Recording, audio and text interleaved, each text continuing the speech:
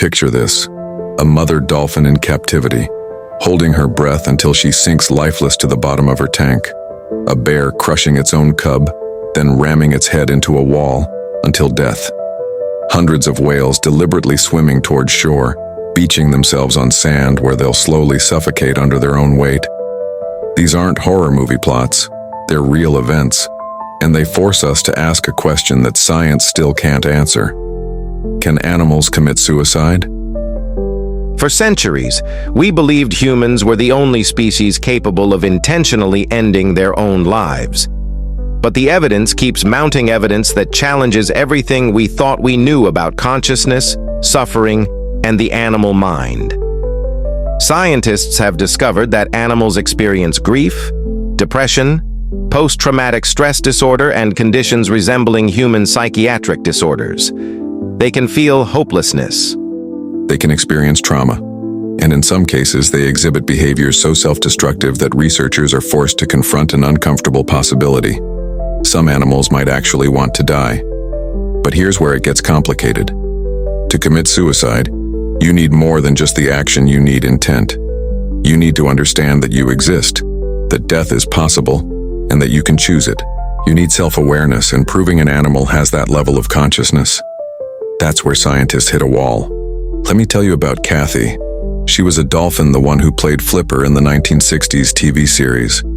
After years in captivity, her trainer claimed she simply stopped breathing in his arms. Dolphins are conscious breathers. Every breath is a choice. Dolphin cognition expert Lori Marino argues that behavioral, cognitive, and neurological evidence suggests dolphins may possess the ability to end their own lives. Think about that. Every single breath you take is automatic. But for a dolphin, breathing is voluntary, which means not breathing is also a choice. Then there are the whales.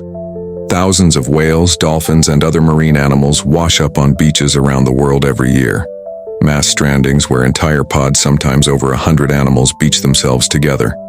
Scientists have theories: sonar confusion, navigation errors, following a sick leader. But here's the disturbing part. When healthy whales are rescued and released back into the ocean, if they hear a pod member calling from shore, they will deliberately re-beach themselves to be with that animal.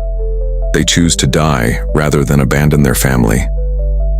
What scientists discovered in laboratories is perhaps even more disturbing. In controlled environments, researchers have documented animals engaging in self-destructive behaviors under extreme stress. Captive primates have been observed self-mutilating. Tarsiers, those tiny primates with enormous eyes, will bang their heads against their cages until they die when subjected to stress from human contact and captivity. Some animals will starve themselves to death voluntarily if captured or separated from loved ones. Dogs who lose their owners sometimes refuse to eat, sinking into such profound depression that they simply stop living. Not because they're sick, because they've lost the will to survive. The question isn't just can they do it, it's why aren't we talking about this? Now, you've probably heard about lemmings, those tiny rodents supposedly jumping off cliffs in mass suicide. Here's the truth that will shock you. The lemming scenes in Disney's 1958 documentary, White Wilderness, were completely faked. The filmmakers actually threw lemmings off a cliff. The entire lemming suicide phenomenon is a manufactured myth that Disney used to win an Academy Award. But why does that myth persist? Because it's a convenient metaphor. It lets us dismiss the uncomfortable reality of animal suffering by turning it into folklore. Here's where the controversy explodes. While it has not been proven that non-human animals can die by suicide, many animals behave in ways that may seem suicidal, and the debate on whether an animal has the cognitive capability to commit suicide is highly debated. Some scientists argue that animals lack the self-awareness needed for suicide. But that argument is crumbling. We now know that dolphins, great apes, elephants, and even some birds pass the mirror test. They recognize themselves. They have theory of mind. They understand that others have thoughts and feelings different from their own. The concept of reflexive subjectivity is not an all-or-none dichotomy. Like everything in nature, self-cognizance exists on a spectrum. If a severely depressed human can commit suicide without fully understanding the philosophical implications of death, why do we demand that animals meet a higher cognitive bar? But wait, it gets darker. Some animals engage in what looks like suicide, but it's not their choice at all. It's something far more sinister controlling them. Internal parasites can alter host behavior, stimulating self-endangering behaviors in species like butterflies and mammals. Toxoplasma gondii, a parasite that needs to reproduce in cats, infects mice and changes their brain chemistry, making them sexually attracted to cat urine. The infected mouse literally seeks out its own predator. The parasite turns them into suicidal zombies, all to complete its life cycle. If a microscopic organism can hijack a mammal's entire survival instinct, what does that tell us about consciousness? About free will? About the line between biology and choice? Not all self-destructive animal behavior looks like suicide to us, but the line is blurred when you examine the details. Some ants and termites will literally explode themselves to defend their colonies, a behavior called autothysis. The Malaysian worker ant is capable of dying by suicide by exploding, rupturing its glands to release toxic substances. But is that suicide or is that war?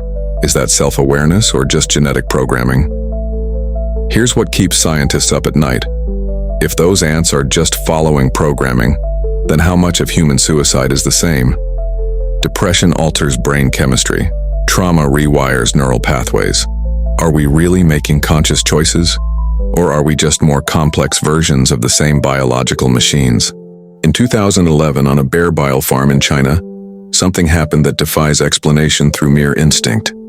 A mother bear broke out of her cage when she heard her cub screaming during a painful procedure to extract bile. Unable to free the cub, she held it until it died, then ran headfirst into a wall, killing herself. Instinct tells animals to preserve their offspring. Evolution programs them to sacrifice themselves for their young, not to kill them. This mother did something that contradicts every biological imperative.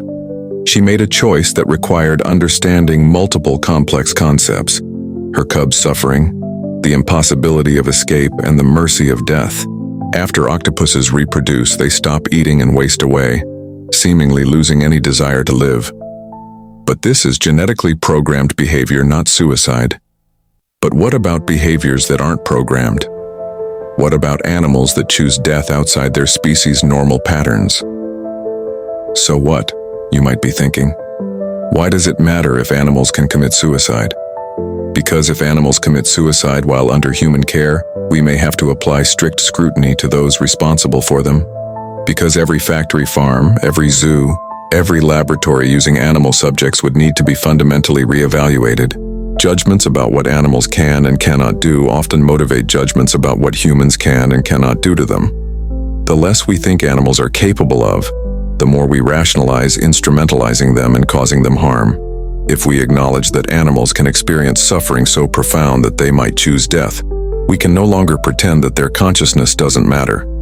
We can no longer hide behind the comfortable lie that they're just animals. Here's the truth that scientists won't tell you outright. Despite intensive study of thousands of animal species, naturalists have not identified suicide in non-human species in field situations. But absence of evidence isn't evidence of absence. The question isn't just, can animals commit suicide? The real question is, are we ready to confront what it means if they can? Because if animals can experience despair deep enough to choose death, if they can grieve so profoundly that they lose the will to live, if they can understand suffering and seek to escape it through the ultimate exit, then we've been wrong. Wrong about consciousness, wrong about suffering, wrong about the invisible line we've drawn between human and animal minds. Scientists studying whale strandings admit, I would like to be able to answer everyone's primary question. Why do pilot whales become stranded? It is a long-standing mystery in marine mammal science, and we don't really know the answer. Maybe we don't know the answer because we're afraid of what it might be. The next time you see footage of whales beaching themselves or hear about a captive animal's strange death, ask yourself, what did they know that we refuse to accept? And when you look into the eyes of an animal, really look, ask yourself, is anyone home? Is there someone in there making choices, feeling pain, contemplating escape? Because if the answer is yes, then everything changes.